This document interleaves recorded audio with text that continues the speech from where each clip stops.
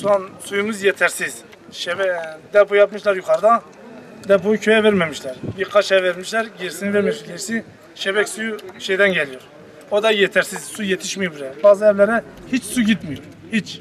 Yani kendi gözünüzle gelip burada öğleden sonra dursanız kendi gözünüzle görürsünüz. Su gelmiyor, dün kendisi kesildi. Biz bidonlarla su taşıdık Tasya'ya. Yani hiç gelmiyor. Şu an akmıyor belki de. Ben şu an net bilmiyorum. Şu an akmıyor diyorlar. Yani su çok önemli. Suyumuz yok. Bize bir şekilde depodan su verseler, buradan atıp verebilseler çok memnun oluruz. Yani sıkıntımız, bir de yollarımız da, yolların halleri görüyorsunuz. Yol yok. Hani çok sıkıntılı. Biz 18 yıldır buradayız. Daha henüz hiçbir yolumuz olmadı bugüne kadar. Bir çevre düzenlememiz yok. Yeşil bir alan, bir parkımız yok. Çocuk oynayacak hiçbir tarafta böyle hiçbir yerde oynayamaz. Sosyal fayda hiçbir şey yok. Artı ne bir çevre düzenleme var, ne bir yol var, ne bir kaldırım var. Bir de mahalle olmaya rağmen hiçbir hizmet biz burada bulmamışız. Burada bulmayı biz burada hiçbir resmi araç da görmemişiz. Hani kime bağlı olduğumuz ilimiz hangi ilde olduğunu onu da bilmiyoruz. Biz belediyeye gidiyoruz, belediye diyor burası bize bağlı değil. Biz il özel idareye gidiyoruz, diyor burası bize bağlı değil. Biz kime bağlı olduğumuz da belli değil. O bir gerçektir gerçekten. Ama bak görüyorsunuz, gösterebilirsiniz. Hangi yerde bir çevre düzenleme var? Ne bir çevre düzenlememiz var. Ne oynayacak çocukların bir parkı var. Ne yürüyecek bir kaldırım var, ne yürüyecek bir yol var. Hiçbir şey yok. Bırak araç, insanlar bile daha yürüyemiyor. Şimdi birkaç gün sonra yağmur yağdığı zaman sen bu çamurda hiçbir yerden gezemiyorsun. Bak bu yıl getirmişler bir kilit taşı, bir ana cadde yapmışlar, iptal ettiler. Dediler ki belediye bağlısınız, belediye yapsın. Belediye demiş ki il özel idare bağlısın, il özel idare yapsın. Biz onlardan devraldık. Yani yetkililer o ona atıyor, o ona atıyor. Kimse buraya hizmet için, kimse Allah için gelmiyor. Şu anda burası bu hale gelmesi hepsi de kendi halkın iradesinden bu noktaya getirmiş. Seçimlerde bağlı gelir. Çöpümüz bile alınıyor. Bir oy almak için bunu Düşünebiliyor musun? Bak mahalle oldu. Şu anda diyor ki mahalle. Ana yoldan buraya kaç kilometre? 1 kilometre. Bak mahalle olduğuna rağmen şu anda nüfus olarak saysan 1000'in üstünedir. Ama hizmet desen sıfır. Kesinlikle hizmet diye bir şey burada yok. Hayır bazen bakanlar geliyorlar seçim döneminde buraya geliyor. Sıkıntınız nedir? İşte sıkıntımız biz dile getiriyoruz tamam diyor biz notu alıyoruz. Not nasıl alınmışsa öyle de gidiyor yani. Yani burası belediye mücavir alanı, şehrin merkezi neyse burasının statüsü de aynısıdır yani. Buranın yetkisi belediyede. Yoldur, içme suyudur, çöpüdür, ne kadar hizmet belediyeye aittir ve belediye yapması gereken bir işlerdir. Ve bununla ilgili defalarca dilekçe vermişiz, başkanla da görüşmüşüz, başkan yardımcılarla görüşmüşüz. Yani yetkililerin hepsine tek tek görüşmüşüz ve çoğu zaman da buraya getirdik sorunları kendilerine göstermişiz. Ve tamam diyorlar, hiçbir işlem yaptıkları yoktur. Bu içme suyuyla ilgili ben şunu söyleyeyim, yukarıda ana depo vardır, bir kısmına vermiştir. Bu diğer kısımda köyün diğer kısmında da bu Şamo Deresi'nin suyu geliyor. Bu da köyün alt kısmı alıyor. Bu orta kısmı da almıyor. Köyü üçe bölmüşler. Yani 3 yerde şu an sıkıntı var. Yani bu tek bir ana yolda sıkıntı var. Bu da su yetişmiyor. Kod farkı olduğu için su yukarı çıkmıyor. Ve yetkililer gelip burada bakıp tamam deyip geçiyor. En son diyor Allah vere ki diyor dua edin ki biz kuyu vuralım. Kuyuda su çıksın gitse su verelim. Yani köyün içinde depo vardır. Depodan su vermiyor. Diyor ben sana kuyu açacağım. Kuyuda dua edin ki su çıksın ki ben size su vereyim. Yollar başkan kendisi biliyor. Kendisi geldiğinde biz kendilerini gösterdik. Fen işleri biliyor.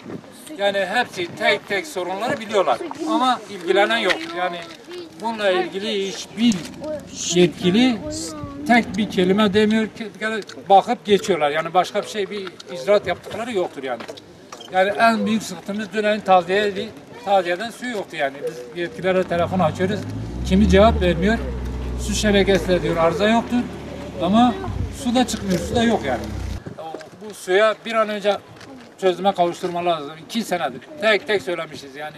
Çaycısı dahi biliyor yani. Belediye tüm yetkiler bunu biliyor bu sorunu. Ama çözüm konusunda kimse bir tek şey göstermiyor yani. Haftada bir sefer ya geliyor ya gelmiyor. Bazen 2 haftada bir gelmiyor. Böyle taşıyıp gidiyor böyle görüyorsun. Her tarafta aynı şekildedir. Yani doğru dürüst bir çöp almıyorlar. Sürekli telefon açıyoruz yani. Artık telefon açtığımızda bıktık bıktık artık yani o kadar telefon açmaktan. Şehrin merkezden, mahalleden çöpler işte bu şekilde yollardadır. Ana yolda, caminin yanında kokudan, pislikten insan geçemiyor yani.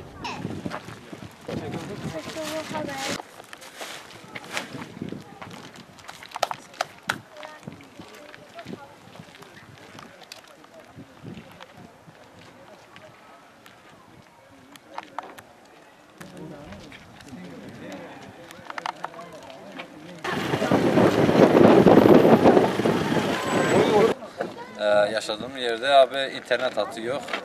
Daha doğrusu yani şey yok. Yer altında hattımız yok. Yani bu konuda biraz sıkıntımız var. Öğrencilerimiz var. Yani internetle ilgili hiçbir şekilde şey alamıyoruz, verim alamıyoruz. Daha önce de herhalde arkadaşlar, çünkü bizim dernek olarak herhalde başvurulmuş. Bu konuda daha bir netice almamış. Yani bu sorunun hal olmasını istiyoruz. Şimdi şebekenin halini görüyoruz abicim. Su yok. Bidonlarla, arabalarla gidip getiriyoruz. Ta buradan Doğum Hastanesi'ni oradan getiriyoruz. Yukarı köye gidiyorlar, oradan getiriyorlar. Bak, ha şöyle. Getir buraya dolduruyoruz. Gene gidip su getiriyoruz. Yani merkezde yaşadığımız halimize bakın. Yani merkezde yaşıyoruz, halimize bakın. Bidonlarla insanlar su taşıyor. Taziye var, rezalet. Ev var, misafir geliyor, rezalet. Açıyorum bak, çeşmelerde hiçbirisine bir damla su akmıyor. Yetkililer geliyorlar buraya, İBİSKİ müdürü başkana diyor ki su böyle akıyor bakın. Şimdi hangi evde su aktığını ben tek tek size göstereceğim. Bak görüyorsun. Hiçbirisine. Ha. Şimdi bu adamlar diyor ki su var. Yalan söylüyor, bir tanesinden su akmıyor. Bak, akan komşular bitişinde vardı, onu da size gösteririm. Akıyor. Hangisine akıyor, hangisine akmıyor. Bu köyün su sorunu olduğu için abi, suyumuz olmadığı için gidip bu taziyemiz var. Gidip suyu başka yerden getiriyoruz suyu. Yani, Ta Doğum Hastanesi'ni oradan getiriyoruz. Evet. Akşama kadar bidonlarla su taşıyoruz. Abicim bu dere suyu. Ta 4-5 kilometre ileriden dereden biz kendimiz getirmişiz. Buranın bahçesi, suyu idare ediyoruz. Dere suyuyla millet tuvalete gidiyor. Dere suyuyla millet ihtiyacını görüyor. Hani bununla ilgili. Çeşme yok, su yok. Gelmiyor. Ne su var ne bir şey var. Merkezde yaşadığımız rezalete bak. Merkezin içinde yaşıyoruz. Çektiğimiz rezalete bak.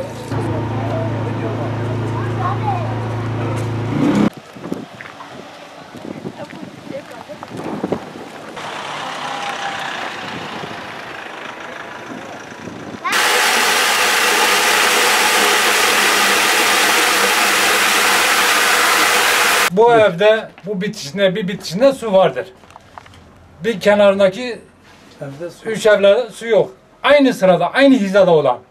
Bir öbür tarafta yine su yok. Ama bu üç ev arka sokakta aldığı için arka sokakta su vardır. Ama bu diğer evler ön yolda aldığı için ana yoldan orada su şebekesi, su çıkmadığı için, Şamı Deresi geldiği için, kod farkı olduğu için su oraya çıkmadığı için su yok. Ama burada su vardır. Yetkililer buraya geldiği zaman komşular diyor ki bak burada su vardır.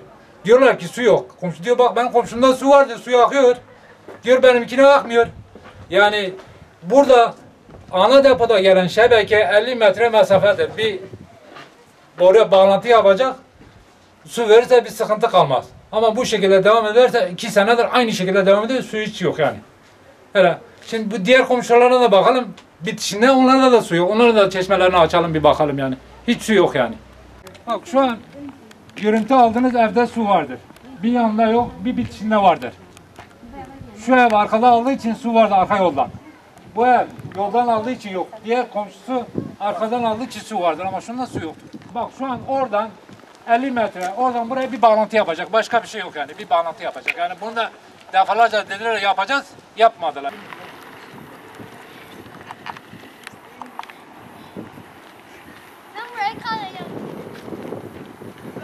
Çocukları görüyorsunuz yani bu kumun içinde oynuyorlar. Bu şekilde akşama da bu kumu tozun içinde oynuyorlar Yani çocukların oynayabileceği bir yeşil alan yeşil yok. alan şu an yok, vardır yani yer olarak vardır ama yapmıyorlar.